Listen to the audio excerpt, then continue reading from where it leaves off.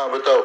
हाँ सर, सबसे पहला सर तो मैं अपना ही बताता हूँ सर। हाँ। तो सर इसके पहले मैं होम्योपैथी दवा लेता था, जैसे अदर अदर दवाइयाँ नक्सलून का या कुछ, तो मेनली सर मेरा पेट बहुत गड़बड़ रहता था। हाँ। तो जब आपने मुझसे बोला कि आपका गुरु तत्व में भी गड़बड़ हो रहा है क्योंकि नाभि चक्र है, तो सर उस हिसाब से मैंने फिर जो है माता जी को जब मैं पूरी तरीके से फॉलो करने लगा, हाँ। तो फिर सबसे पहले सर मेरा पेट जो है सर बिल्कुल साफ है, मतलब सुबह 2 टाइम में मेरा पूरा फ्रेश हो जाता हूँ। हाँ, हाँ। दूसरा सर मेरे घुटने बहुत पकड़ते थे, मतलब जैसे चलने में बहुत दिक्कत होती थी।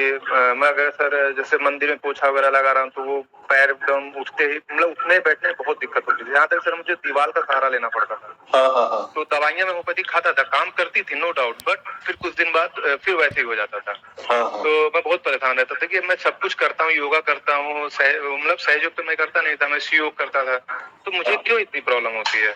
और अभी मेरी इतनी एज भी नहीं है। तो फिर जब मैं इसको करने लगा धीरे-धीरे, तो इससे ज़्यादा मुझे बिलीव हुआ सर, क्योंकि मैं तो मान लो उज्जवल को आपने दवा दिया, पर मुझे तो आपने दवाई दी नहीं थी, तो मैं क्यों ठीक हो रहा हूँ? इससे ज़्यादा बिलीव हुआ। दूसरा सर हाथों में, जैसे मेरे लेफ्ट हाथ में सर हमेशा, जैसे हमेशा तो नहीं होता, लेकिन जब मंदिर बैठता हूँ माँ के सामने तो हमेशा एक ठंडी-ठंडी हाथों में आता है। हाँ, हाँ, हाँ। तो ये क्यों आता है? दैट इज़ तो मुझे लगा एकदम लाइव है, मतलब ये कुछ ऐसा नहीं कि बाद में कुछ होगा, ऐसा कुछ होगा, सब लाइव चलता है। हाँ, हाँ। तो विश्वास होता चला गया। फिर मैं लखनऊ में सर कई मैंने ज्वाइन किए, मतलब फिर मैं करना शुरू कर दिया अच्छे से। और दूसरा सर इफेक्ट बच्चे पे, तो सर दवाई तो मैं पहले भी देता था, उससे भी उसको आराम मिलता था, लेकिन अब की जो दवाई दी गई, जो आपने दिया, उसके बाद फिर दवाई के बाद भी जैसे वो बच्चों से हरकतें करना, मिमिक्री करना, हे करना, कंसंट्रेट नहीं करना सर। एक पहले सर उनको जब हम कहते थे अपना होमवर्क करने के लिए, हाँ। जो एक लाइन लिखते थे और एक लाइन में कम से कम 10, मेरे पास है उसका प्रूफ भी है, हाँ। 10 लाइनें वो काटते थे, एक लाइन लिखने में 10 बार करते थे वो, ध्यान ही नहीं देते थे उस पर सर। उसके बाद सर क्या हुआ कि अभी क्या है सर कि वो पूरा पूरा 2-2 पेज लिख डालते हैं, और राइटिंग से बहुत अच्छी हो गई पहले से, वो भी मैं आपको भेजूंगा सर, पहले की राइटिंग अभी की राइटिंग। अच्छा, अच्छा। और दूसरा, अभी भेज देना फिर थोड़ी देर में। हाँ सर मैं भेज देता हूँ।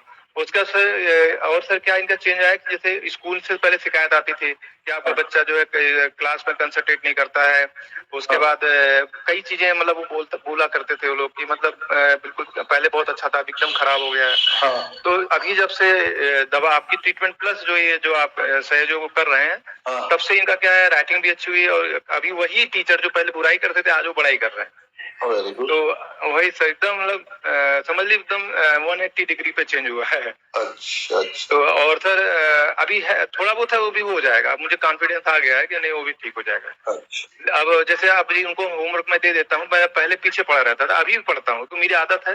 बट जो है धीरे धीरे वो भी मैं छोड़ रहा हूँ, उनके ऊपर छोड़ता हूँ, तो अब थोड़ा टाइम लेते हैं, लेकिन धीरे धीरे वो करते हैं अपना। हाँ, हाँ। लेकिन जब हम लोग बैठते हैं तो थोड़ा हम लोग, चूंकि माँ बाप है, तो हम लोग थोड़ा मजाक, क्योंकि उसके अंदर में सबसे बड़ी चीज है कि वो थोड़ा सा इंजॉयमेंट उसको चाहिए। हाँ, हाँ, हाँ।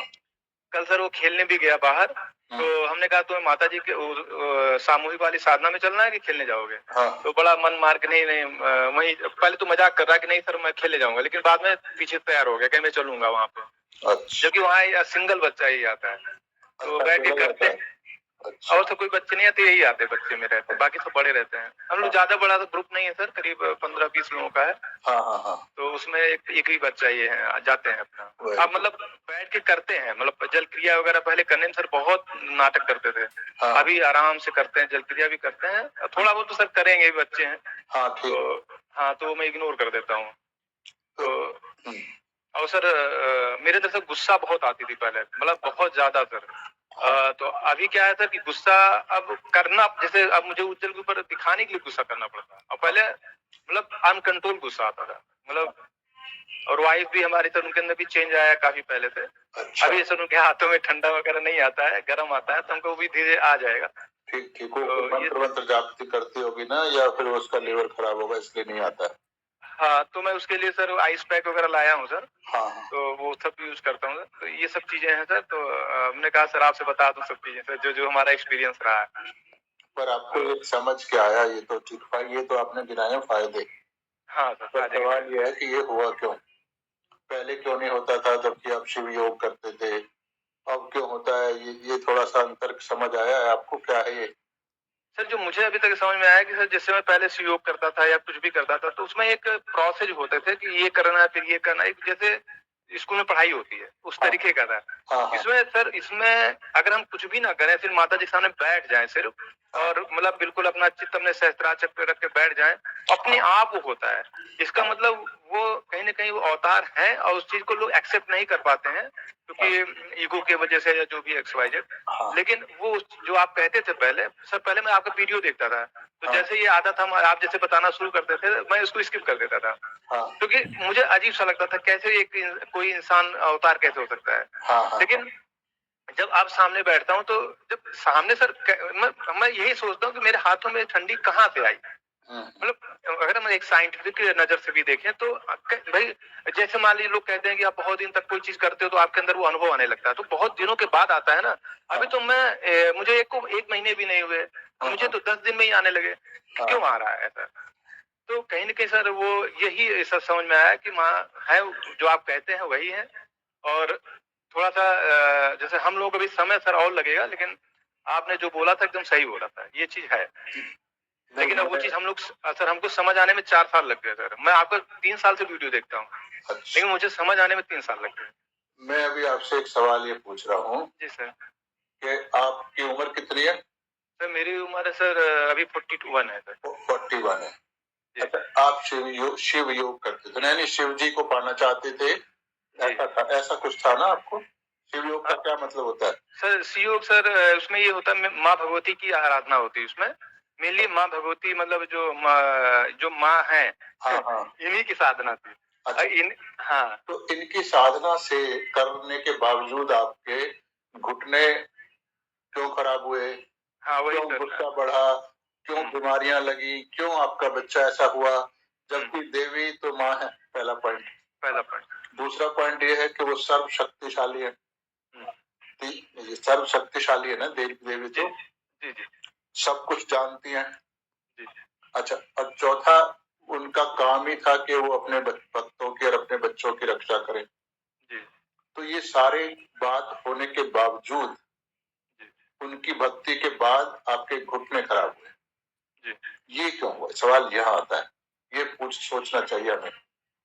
ये इसलिए हुआ कि जो भी आपकी संस्था है, उसका अपना कोई अस्तित्व ऐसा नहीं है कि वो परमात्मा से उसका कोई संबंध नहीं है।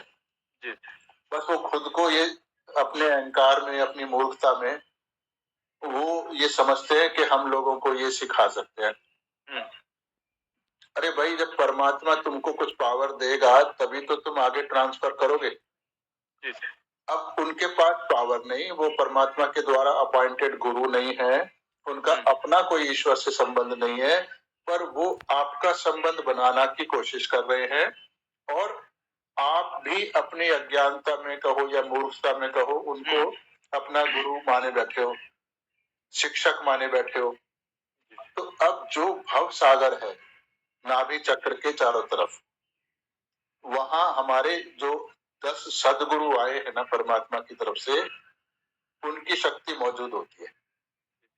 ठीक है, अब उनका काम ज्ञान देना होता है, गुरु का काम। अब जब आपने ऐसे इंसान को या ऐसी संस्था को गुरु मान लिया जिसका खुद ईश्वर से कोई संबंध नहीं है या ईश्वर के विरोध में है, दिखा तो यही रहे कि वो ईश्वर के भक्त है और उनको ज्ञान है, पर असलियत में नहीं है, तो फिर आपके जो भव सागर में 10 गुरु बैठे हैं, वो आपको छोड़ देते हैं कि तुझे जहां जाना है वहां जा, हमारा तेरा कोई लेना देना नहीं है। वो और कुछ नहीं करते आपसे, वो आपको कोई सजा नहीं देते हैं। तो जब वो छोड़ देंगे तो उनकी शक्ति भी तो उनके साथ ही चली गई। तो अब जो नाभि है, जितने भी ज्वाइंट्स है ना हमारे शरीर के, सबका कनेक्शन भव सागर से होता है। चाहे वो घुटने हैं, चाहे कोहनी है, चाहे कलाइया है, टखने हैं, और हमारे और बहुत सारे ज्वाइंट्स है, सबका कनेक्शन भव सागर से होता है और नाभि से होता है। समझ आ गया पॉइंट? तो भव सागर खराब हुआ तो उस गुरुओं की शक्ति चलेगी, भव सागर खराब हुआ तो आपके घुटने खराब होना चालू हो गए।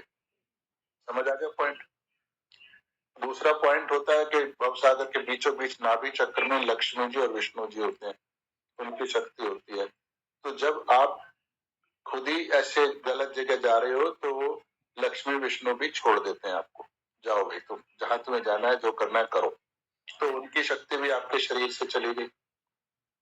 तो भगवान कुछ नहीं करते, कोई सजा नहीं देते हैं आपको। भगवान का सिस्टम सजा देने वाला है ही नहीं। उनका सिर्फ एक ही काम है, आपको आजाद कर देना कि भाई चलो जाओ, तुम्हें जो करना है करो, बस मैं तुम्हारे को छोड़ के जा रहा हूँ, खत्म बात। समझ आ गया पॉइंट? जैसे आपके घर में बच्चा है, मान लो जिसके आप बेटा है, ये आप उसकी देखभाल कर रहे हो, उसको हर उस समस्या से बचा रहे हो और हर सुविधा उसको दे रहे हो, ठीक है, ये माँ बाप कर रहे हैं।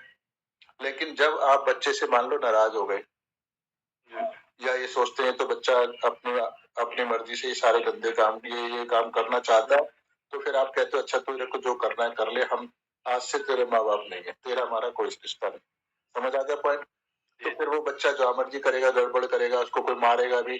अब अकेला देख के उसको सब लोग मार पीट भी सकते हैं, ठीक है। तो अब उसके ऊपर कोई बंदिश नहीं है, तो वो अपनी मर्जी से हर गंदा काम भी कर सकता है, सब कुछ कर सकता है ना, तो उसका दुष्परिणाम भी तो उस पर आएगा।